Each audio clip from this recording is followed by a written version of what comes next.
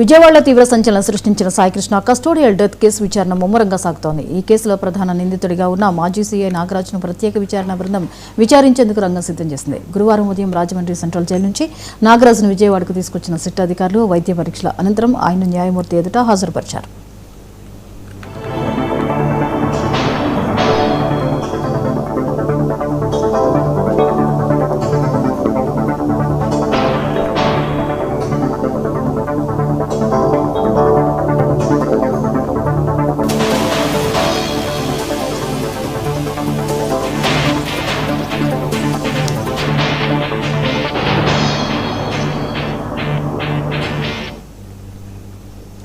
అనంతరం CI Nagaraju custody విచారణ వేళలపై కోర్టులో ఆసక్తికర వాదనలు జరిగాయి. నాగరాజును రోజుకు ఉదయం 10 గంటల నుంచి సాయంత్రం 5 గంటల వరకు మాత్రమే విచారించేలా సమయ పరిమితి విధించాలని ఆయన తరపు న్యాయవాదులు కోర్టును కోరారు. అయితే విచారణ సమయంపై కోర్టు ఇచ్చిన కస్టడీ ఉత్తర్వుల్లో ఎలాంటి నిబంధనలు లేదా పరిమితులు లేవని ప్రభుత్వ న్యాయవాదులు స్పష్టం చేశారు. కోర్టు ప్రక్రియ పూర్తయిన తర్వాత సిట్ అధికారులు నాగరాజు నేరుగా విచారణ నిమిత్తం సిట్ కార్యాలయానికి తరలించారు. లాకప్లో అసలు ఏం జరిగింది, సాయికృష్ణ మృతదేహాన్ని ఏం చేశారు అనే కీలక అంశాలపై ఆయన ప్రశ్నించనున్నారు. ఈ కస్టడీ గడువు పూర్తయిన తర్వాత వచ్చే నెల 5వ తేదీన నాగరాజును తిరిగి న్యాయస్థానంలో హాజరుపరుస్తామని సిట్ అధికారులు కోర్టుకు వెల్లడించారు.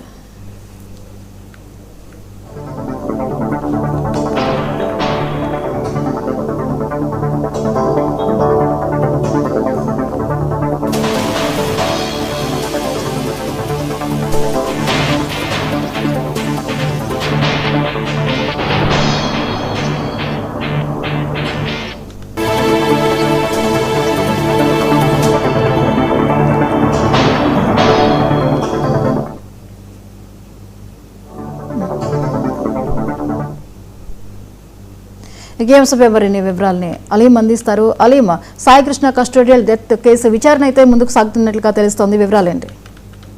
థ్యాంక్ యూ జ్యోతి. ఆంధ్రప్రదేశ్ లో సంచలనంగా మారిన కృష్ణలంక యువకుడు సాయికృష్ణ హత్య కేసు సంబంధించి ఏదైతే లాకప్ డెత్ అంశం ఉందో దానికి సంబంధించి కూడాను సీఐ నాగరాజు ఆరోపణలు ఎదుర్కొంటున్నారు. దానికి సంబంధించి సిట్ ప్రత్యేకంగా కూడాను రాష్ట్ర ప్రభుత్వం నియమించిన నేపథ్యంలో సిట్ అధికారులు అతన్ని అదుపులో తీసుకుని 7 రోజుల పాటు ఏదైతే కస్టడీకి సంబంధించి విచారణ జరుపుతున్నారు. దీనికి సంబంధించి ఇప్పటికే కమాండ్ కంట్రోల్ రూమ్ లో ఏర్పాట్లు చేశారు. అయితే తను ప్రాణానికి హాని ఉందని చెప్పి కూడాను సిఐ నాగరాజు చెప్పిన నేపథ్యంలో ఆయన విచారించే సమయంలో ఖచ్చితంగా తన న్యాయవాదితో పాటు తనకు సంబంధించిన ఏదైతే ప్రక్రియ ఉందో అదంతా కూడా వీడియో తీయాలని చెప్పి కూడాను హైకోర్టు సూచించింది. ఇదే అంశాన్ని కూడాను సుప్రీంకోర్టు సూచించింది. అయితే కస్టడీకి 7 రోజులు మాత్రమే ఇటు పోలీసులకి అనుమతినిచ్చారు. ఈ నేపథ్యంలో నాగరాజు ఈ కేసుకు సంబంధించి ఏమైనా కీలకమైన అంశాలు వెల్లడిస్తారా లేదనేది కూడాను చర్చనీయాంశమైంది. రాష్ట్ర వ్యాప్తంగా ఈ అంశం మీద పెద్ద ఎత్తున కూడాను పోలీసుల వైఖరి పైన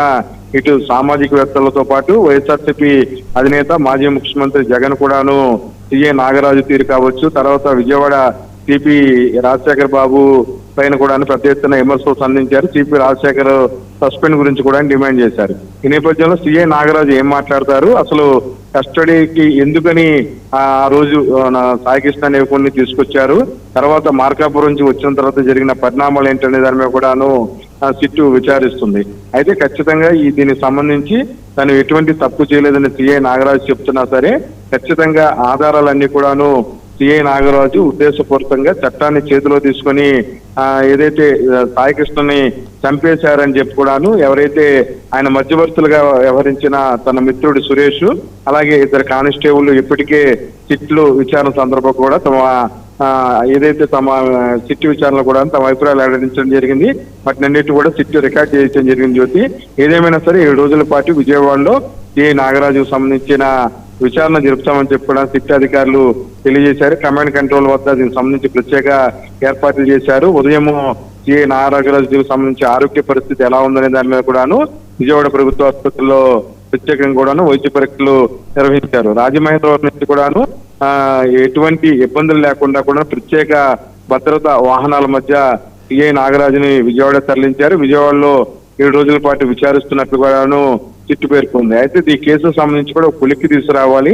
ఏదైతే సాయికృష్ణ హత్య కేసుకు సంబంధించి ఎందుకు అతన్ని లాకప్ డెత్ చేయాల్సి వచ్చిందనే అంశం మీద కూడాను సిఐ నాగరాజు వెల్లడించే అంశాల మీద కీలకంగా దృష్టి సారించింది. దాని మీద రాష్ట్ర ప్రభుత్వం హైకోర్టులో ఈ అంశాన్ని చెప్పే అవకాశం ఉంది. ఇప్పటికే దీనికి సంబంధించి ఆ కేసుకు సంబంధించి తను కేసు వెనక్కి తీసుకుంటున్నట్టుగా సిబిఐకి సంబంధించి విచారణ సందర్భంగా కూడాను సాయికృష్ణ తల్లి చెప్పింది. అయితే నిన్న ఆమె వైఖరి మార్పు వచ్చింది. ఖచ్చితంగా తను కేసు వెనక్కి తీసుకోలేదని, తన కుమారుడు ఆచూకీ గురించి సిబిఐ విచారణ జరపాలని చెప్పడము ఆమె డిమాండ్ చేస్తుంది. మరి పక్కన న్యాయవాదులు కూడాను ఈ కేసు మీద ప్రత్యేక పిటిషన్లు వేయడం జరిగింది. జ్యోతి.